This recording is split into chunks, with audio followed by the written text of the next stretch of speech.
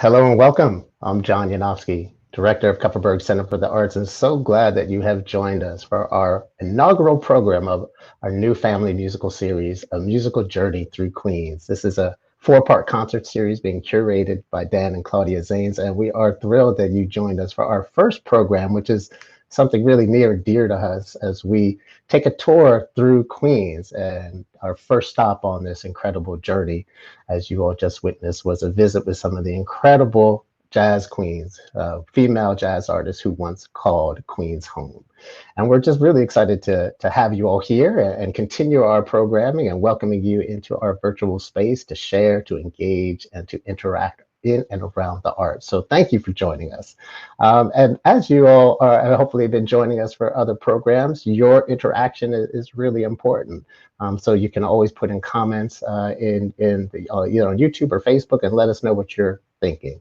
But it's my great pleasure to really bring into the studio the star of our show, as well as the curator for our series, along with her partner in crime, her partner in music, and her partner in life. So it's my pleasure to bring into the studio our friends Dan and Claudia Zanes. Oh, Hey guys. thank you, John. Thank you. Thank you. Great to be here.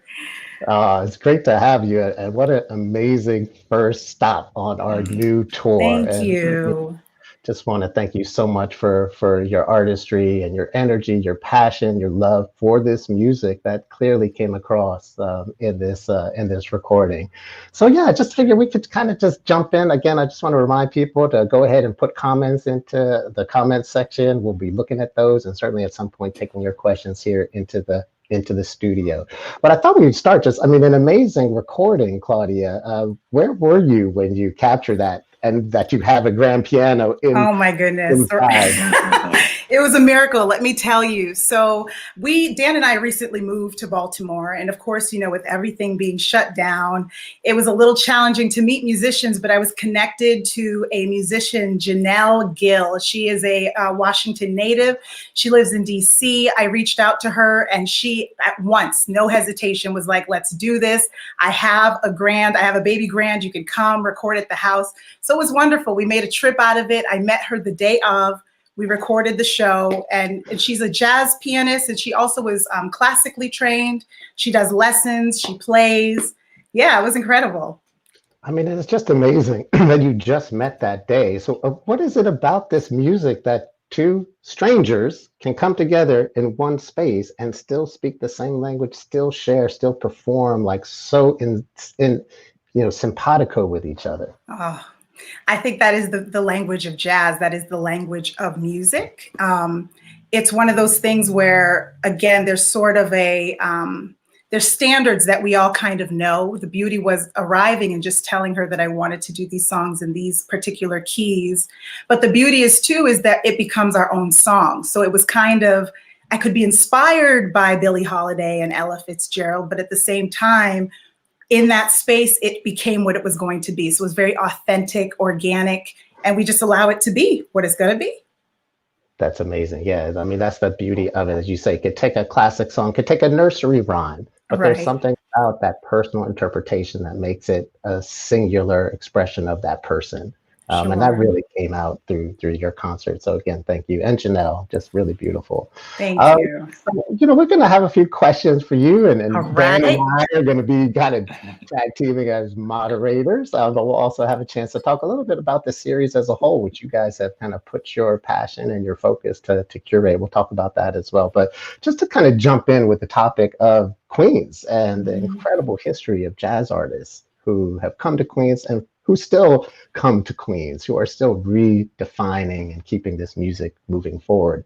But I was curious, and you talked about it a little bit in the concert after the first song, but why do you think so many African-American jazz musicians came to live in Queens over the years, particularly in that part of the mid-20th century? Well, I think it was also a very segregated time in our history, right? There were the Jim Crow laws of the South. And one of the first pioneers to move to that part of Queens was Clarence Williams, the husband of Eva Taylor. And that was back in the 1920s. And so he was a pioneer, but his vision at the time, I believe he was moving from the South, but he really wanted to create sort of a Black musical colony. That was sort of what he was hoping to create. And, so I think part of the reason why so many musicians landed there was because of the segregation, because of the hardships. These were musicians who were touring at a time where they were playing to segregated audiences. They were staying in colored only motels. That kind of segregation is a lot for people to deal with. So when they found a little pocket, a community where they were accepted and they also have space to spread out, to raise their children, schools, good schools to send their kids to, but also that community, that connection to one another, it just sort of became the home of jazz. And because they were also playing in Manhattan, playing in the city, it made it easy as well to get to where they needed to go. That's great. I have a question. So I guess it's kind of it's the second part to that question. Okay. So how do you think a neighborhood or community actually impacts the music itself? Something I know we talk about that a lot, and it's part of the reason we moved to Baltimore. But why do you think it impacts the music, or why or how? Well, again, I think there's such a shared lived experience amongst a lot of the musicians who are there. There is a beauty, there is a heart, there's a pulse to connecting with people that you have a common lived experience with. And so I feel like being in a space where you can show up and be seen in your fullness and be accepted, the music is going to come alive. But also when you're on the road and you're facing so much discrimination, so much segregation, it's sort of your home base. I feel like I always imagine, like, what would that have been like to just spend a night, just do a little Airbnb, back in the day, and like live there to really like to go borrow a cup of sugar from Ella Fitzgerald, or like you go to a dinner party there. And then after you eat, you all make music together, and it comes alive in such a beautiful way. I know Dan and I, part of our, before COVID, when folks would come to the house and we would have a meal and fellowship, after that, we would make music. And it didn't matter if you were a musician or not. There's just something about music that connects us to one another. And so in that moment, we could all share this experience together. So I really believe they moved there and they were impacted, and their inspiration came from their travels. Their inspiration came from the times they were living in, but they were in a safe community where they could create together. That makes sense. Such a good answer, and so layered and nuanced. So much of our national history is both, the glory of what we've accomplished and all of the real challenges and obstacles that have been part of it. And within the African American community, this culture of resistance, that even something as simple as picking a place to live has an element of it, of absolute affirmation in the face of all of this institutionalized and personalized discrimination. But yet and still, this music was created here. Amongst all of that kind of downward pressure, there was still this upward movement that I do believe only could have happened on American soil. So why do you think like jazz was invented in America and nowhere and not somewhere else? Well, when I think about the enslaved ancestors, the people who were brought here from Africa, from other parts of the world where they were brought here and they were enslaved, they were coming with their traditions, with their history, with their culture, with their instruments, with their music, with their voice. And so I think as much as history tried to silence, the enslavers tried to silence the enslaved, you look at Congo Square when these folks had an opportunity every Sunday to show up, to trade, to sing, and not only, from the Caribbean too. So folks came from the Caribbean that were brought here to this country, folks from France, folks from Spain. So it was really just a large cultural mix of people, multicultural. And so I think the beauty in that too was thinking about, wow, here are these enslaved people where things are taken away from them. They're taken from their land. But on Sunday's a special day in Congo Square, New Orleans, where they can come, they can make music, and people are bringing their instruments from their culture. So that's the beauty too, is that jazz is so invitational. there's no one way to do it. But I think if you show up and you have an openness and you have a heart to be in community with your brothers and sisters, you're welcomed in that space. So I think that it was all of what was taking place in our history. You know, it was about being taken from your land and having a desire to express, but, you know, mixed in with African-American cultural traditions as well. It had to happen here. I really believe that. I do believe that. I do believe that. That's good. I'm glad we're having this conversation. I think it's so good to look at the music in the context to really understand what the circumstances were that the music grew out of. So looking at it in terms of the racial dynamics, and then how about if we even fine tune it a little more and think about, since we're focusing on the queens of queens, the jazz queens, what do you think the challenges were that these artists faced as women, as Black women, and then and now? Wow. Okay, well, I mean, how do you sum that up? I mean, the truth is, let's be real. Black women have always had to overcome so many obstacles put in our way. I think, yes, and the same was true then, you know, sort of a patriarchal society where the man was always on the top, and the same is true in jazz, you know, and music in general, very male dominated area. And so these women, I think it was very challenging. And I still think we're still, with each generation, we get closer. The thing I love about these queens was that they, in a lot of ways, I think they shattered the glass ceiling, if you will, of their generation. And then they pass the baton on to us, and we continue. Each generation, you see them going a little farther. But I feel like women have always had to, especially Black women, have always had to fight to be heard, to be seen, to be believed, to be given a chance. And so in a lot of ways, we've had to be better than men in a lot of ways as well. And so when I look at like Lena Horne, she's just such an inspiration to me, because here's this woman, she's an African-American woman, but she made it so clear that she's not going to fall into these stereotypes that America puts on her. You know, she signed a contract with MGM, and she said, listen, I am not going to play these African-American roles and stereotypes. I will not be a slave. I will not play any of these roles in your movies. And so she talks about even playing in segregated audiences and how challenging that was for her as well.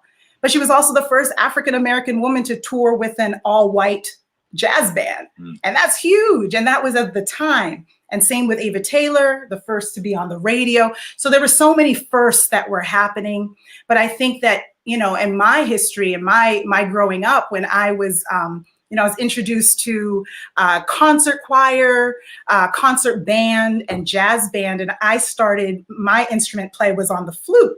Because when I went to school, they said, you know, girls play the flute. You play the flute, you play the clarinet, and boys played the trumpet, boys played drums, boys played trombone. They played all these other instruments. And I didn't really understand that, but it like kind of fell in line. And so for a number of years, I played the flute. I was killing at the flute. I was first chair. And and so then I remember my choir teacher, she, the musical director, he said, we need someone to play, we need a trombone to play in the brass section. And everybody was like, oh no, I am not playing. And especially the girls, they were like, no, I'm not playing. And I was like, I would love to play, but I knew that like I couldn't afford a trombone. Like it just wasn't going to happen for me. And I talked to him after class, and I remember he said, we will give you a trombone to play in the, you know, in the school band. And so I was gifted a trombone for all my years in the school. And it was an incredible experience. I was it was all boys that I played with, but I thought to myself, wow, what if we didn't have these barriers that are put on us? Because I was also great at trombone, but I never would have known that had I not been given that opportunity to play that. So I'm inspired by the women, like Esperanza Spalding is out there. Yeah. She's doing her thing. Terry Lynn Carrington on the drums. Just you're seeing women in these roles, in these positions. And I think it's really important for people to see that and to take notice of it. Absolutely. Melissa Aldana an incredible young saxophonist, Lakeisha Benjamin, an incredible Yep. young saxophonist. But it's interesting while you were telling that story, I was thinking back to my own little childhood and what instrument was put in my hand to play. Trumpet. What instrument was put in my sister's hands to play? The flute. Now, Mhm. she was an incredible flautist. So, Mhm. Carol, it's never too late. But I was a lost cause. But you are absolutely right, Claudia. It's so interesting. I see there's a comment on Facebook that I thought we could kind of address. It's both Mhm. a comment and a question. So, hello, Claudia and Dan. Claudia, I really loved the concert. It was beautiful. I think I'm getting interested in jazz music. What a gift that you're inspiring them. Would Yes. need your guidance. So, like, where would you point someone, even just a Mm. recording wise? Ooh. Like, where would you start on your journey into this music? Mm. Wow. Thank you for that question. I say start with, so depending on what you're into, if that's, more instrumentalists speak to you or more of the vocalists that speaks to you. But I love Miles Davis kind of blue. I just get lost in that Mm, record. And mm, every time I listen to it, I feel like I hear something different. So I would mm. just encourage you to do a little Google search or something, go on Spotify. There's so many incredible playlists out there. I love, again, the women speak to me. I love Sarah Vaughan. I love the vocal stylings of Kurt Elling, Chet Baker, the trumpeter. So that, find what it is that you love, but maybe just listen to a few of their records too, and just kind of sink your teeth and see where you land. And yeah, I think that would be my advice. I know. There's almost no bad place to start. How about you, Yeah. Dan? What would your recommendation be? Well, I don't know. I don't know that much about jazz, but I know I got a much better understanding after watching the Jazz the documentary. Oh yeah. So you could set aside 12 hours and watch that. But I got a lot out of it. I thought it was, for me, it was helpful. It's a good genre to get into. I'm happy to hear that, though. And it's kind of endless once you start digging, because Yeah. jazz has really become this global phenomenon, right? Right, Where it's right. being played all over the world by people from all over the Mhm. world, right? Who find this way to connect through this music.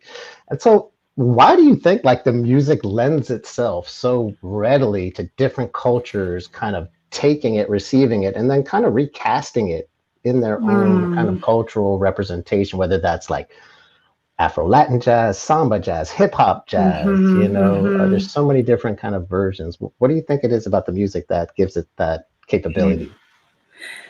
Well, that's a great question too, John. I really see jazz music as sort of a musical democracy. I think that one of the things that appeals to people about this particular form of music is that it doesn't matter what you look like. It doesn't matter if you have student loans. It doesn't matter what your situation is, but you can show up. You are enough in the music. If you show up and you have something to say and you're musical and you want to engage in the conversation, because music is a conversation. I think that's the thing that appeals to people is, again, there's a place for you in jazz music. There is no, like you said, jazz is it is a global term, but the umbrella is big, and you have all kinds of different contemporary, different sorts of fusion, Afro jazz, you have so many different types, but you bring who you are and your authenticity and you create. So I think that's what appeals to a lot of people, is that you can show up and make it what you want to make it. There are no rules, hard rules in that way. Jazz is always, it's a living, breathing entity, if you will. It's always evolving. It's always changing. And even when you look at the span of like Miles Davis' career, when he started versus, when he passed, before he passed, where he landed. And a lot of people wanted to, tell him that's not true jazz, but he's pushing the envelope forward. So I think that's why it appeals to folks in that way. Absolutely, that's great. So there's a comment that we have on YouTube from Radio Jarocho, which very much connects to this question. And it was, would you say jazz was already created as a global music, since there were so many cultural components that contributed to its kind of creation in the first place? Yeah, I think this was the home pad. Like, this is where it just all kind of landed, but absolutely, because everybody was bringing their culture into that experience, into the music. Yeah, very cool. What about What about scatting? I feel like your favorite. Scatting makes me so nervous. It makes me the nervous. idea of it. Why? Why does it make you nervous? I think, you know what I think I love about jazz is the improvising. Mm-hmm. To me is so exciting, but it also just personally that type of free expression can feel so, like you're really on a tightrope. Yeah. And so, but how do you think about jazz, or scatting, or how do you, if you were to teach somebody, what do you say? Well, I'm going to rewind a tiny bit and say that it also made me very nervous the first time I heard it. I was introduced to jazz music when I was in high school, and we had a jazz choir. I'd never heard anything like that. I was at a concert and they all started scatting. And I truly thought everyone forgot the words and they were just kind of trying to. And so I'm listening to this and I didn't know. And then that's when I picked up started learning more about jazz. But I was very intimidated at first as well, because it is nonsense syllables. I mean, I can sing, I feel very comfortable singing, but all of a sudden to create something and be random with it and in the moment, because I think scat singing also calls for a level of presence. Like you really have to be in the moment. And especially when you're on the bandstand with other musicians, it's a conversation. It's not a one-way conversation. Mm. So there's space. You got to create space, but you also have to listen, but you also have to know how to support. So and I don't think it's strong if you're not all together and all in sync. So I've come to love scat singing because it still challenges me, especially as I'm learning a new tune and hearing the chords and understanding what's happening and where these nonsense vocables fit in. But it's very freeing to me as well, because I think you can just, again, jazz keeps you honest. I believe jazz really does keep you honest, because you can't come in with, I guess you could with a script, but you kind of, if you're really in the moment, you just don't know what's going to happen. So when I'm teaching scat singing, I try to encourage, especially with young folks, is that it doesn't have to be this scary thing. I think it's like a lot of kids who are afraid to sing. It's like you just have to inspire them. Like everyone can scat sing. I think scat singing, again, is just making up syllables. So we might start with something simple like again, they're not words. So like a shoo bop, and I'll have them come up with different things. And then we would do sort of a call and response. So I'm going to try that with you. Okay. I'm a little nervous. I'm so glad you picked Dan and not me. Thank you, Claudia. So I'm going to start something really simple and just as best as you can, just try to mimic it. Okay. Yeah. All right. Real simple, because I'm a guitar player. Okay. So, and this is the other thing about scat singing is you don't need to have a musical instrument. You could be scatting down the street. You could be scatting as you're walking in your house, making things up. So I'm just going to give a little rhythm here. All right. Yeah. So I'll sing it first. You ready? Okay. Shoo bop bow, shoo bop do wow. Shoo bop bow, shoo bop do wow. Shooby dooby doo wop a doo wop wow. Shooby dooby doo wop do wop wow. Dee dee dee dee dee dee dee dee dee dee dee dee dee. I can't even snap. But that's the idea. Good job, babe. That's the idea, though, is that you can just make it up. You can be silly with it. You can be serious with it. But when I hear these women, the jazz queens, when I hear them solo, when I hear them scat, it touches me. I get emotional just thinking about it, because I just know, just knowing where they've come from and what they've had to go through. You feel that in the music that they sing. You feel that life, that lived experience in their music. And I think that's one of the reasons why I so connect, especially to African-American women and African-American men too, because I know what they've had to go through, and you hear that pain, that joy in the music that they play and sing. Yeah, I'm gonna let that breathe for a little bit. That's real. So who are some of your other vocal inspirations, jazz or otherwise? I mean, you have such a wide frame of reference as a musician. Yeah, well, One of my tried and trues, I was introduced to Sarah Vaughan. That is my woman, the divine one. I love her, classically trained, but I just love her phrasing. I love her. Everything I did, I tried to sound like Sarah Vaughan. I wanted to be Sarah Vaughan. She was my biggest inspiration. But then I also love Shirley Horn. That woman for me there's no one that sings a ballad quite like Shirley Horn can. So I also, I love Nancy Wilson, Nina Simone, of course, because this is the thing too, is these women and also being an activist, it's about not just being a wonderful singer, but they used, the music as a way that was their platform to be able to talk about the issues of the day. They spoke to the things happening in this country. So Nina, my goodness, the list goes on. Even Kurt Elling. I love Chet Baker. Miles Davis. I could go on and on. Cassandra Wilson, Diane Reeves, so many, and for different reasons. It's really powerful. That's great. Pauline John, my best friend who's watching too. She's here. Y'all will be seeing her a little later, but yeah. That's great. Yeah, there's such an incredible treasure trove, historically, current, and then what hasn't even come out yet is still something to look forward to.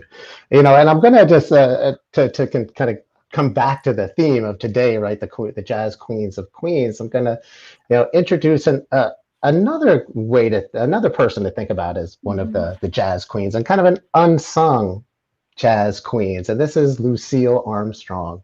This is Louis Armstrong's wife, Lucille, who bought a house in Corona, Queens, that ultimately became a 5-decade home of Louis Armstrong and Lucille Armstrong, who made their home in Queens for 5 decades and were just an integral part of the fabric there.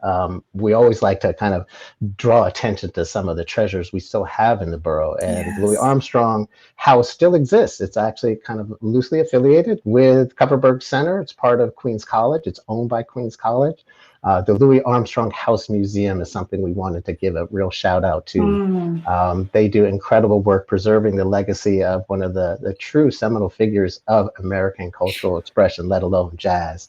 And people in normal times could tour his home and literally see the living room that him and his wife sat in, and the kitchen that they cooked in, and his backyard. And so I really encourage people to take a look at the Louis Armstrong House Museum. And Andreas, do you have the website, the URL? You can there we go. We love what they do. They're building a brand new educational center across the street from his home, and or something to really look forward to. We also always like to kind of give props to the other folks in the borough who are really supporting this music. One of our peer organizations, Flushing Town Hall, an incredible organization that just committed and dedicated to this music. And about 40 years ago, they published something called the Queens Jazz Trail. And this was to really highlight so many of these figures who did call Queens home. We have a quick little image of that map. A little hard to see on your screen. Oh, yes. I mean, all of these people called Queens home at one point or another. And then we have a quick little close-up that shows the Jamaica section where Billie Holiday and Lena Horne lived. So I encourage people to really, dig deep into this incredible history in Queens. And Flushing Town Hall is doing an amazing job to preserve it. Jamaica Center for Arts and Learning down in Jamaica, Queens, another incredible organization really committed to this music and committed to presenting the next generation of these artists. So, the music is alive and well in the borough and throughout the city.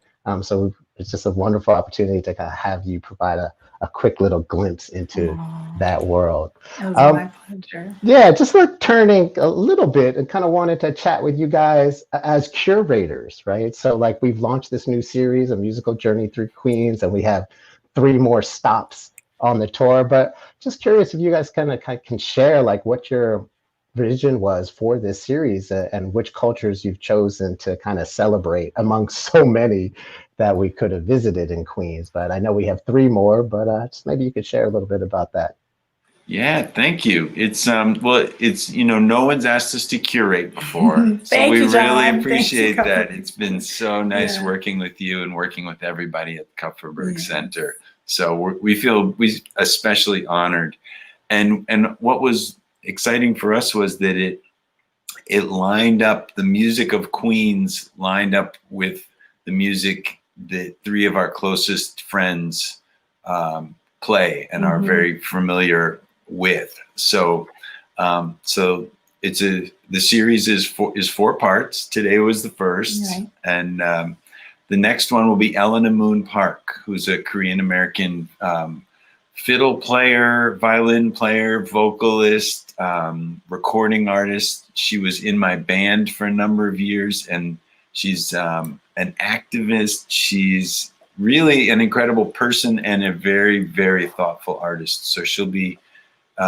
talking a little bit about some of the music of East Asia as it exists in Queens. And so, to be able to work with Elena is really exciting. And she's got so much to say. She's already put out 2 CDs of family music based on the music of East Asia, which I think she may be, she's certainly blazing a trail in family music by focusing on this. But it's such an important part of the fabric of American music. And so we feel especially honored to have Elena doing the next one, which will be next month. Yeah. And then you want to talk about the other? Well, the next one, so the one following that, we're going to hear from the talented Haitian American artist, Pauline Jean, educator, jazz vocalist. And she will also be working with Mario Devolcy, who owns one of the longest running Haitian record stores. And is a superstar in compas in his own right. Absolutely. So he's a legend, just that we have him with us. We feel so blessed, and that y'all get ready for this. This is going to be good. So there's a lot of Haitian roots in Queens. So that'll be a very good show too. And we're gonna end the series with the Villalobos brothers, who have been musical friends of mine and of ours. They actually, 2 of the Villalobos brothers played as part of my proposal scheme, which is a long story. We'll get into that later. But the Villalobos brothers are, I would say, a national treasure. Yes. They're 3 Mexican brothers from Veracruz who have made New York their home, and their community is very, very wide, and of anyone we could think of to touch on some of the music of Latin America, especially Mexico, as it exists in Queens. Villalobos brothers are uniquely qualified and just wildly entertaining. So what a series! Oh man, we're looking forward to. I mean, the reality is we could be taking a different stop every week for the next 5 years with how many cultures and communities have come to Queens for various reasons, but are all still kind of presenting their own music, art, and culture, and really celebrating that. Oh, fantastic. This was such a phenomenal kickoff, really exciting to launch this series. You can always find out what else is happening with this series and otherwise by checking out Kupferberg Center's website right there. There will be kind of continuing programming that we'll be bringing to audiences. And also, Dan and Claudia, let's put up how people can follow you guys and stay in touch with you all and some of your endeavors. Oh, awesome. Great. So their website we got up here. There we go. Dan and Claudia. Cleo Soaps. And Cleo Soaps. And CleoSoaps.com. So that's Claudia's business too. Yes. So those of you who are looking for gifts for the holiday season, all handmade soaps here in Baltimore, all natural ingredients. Thank you so much.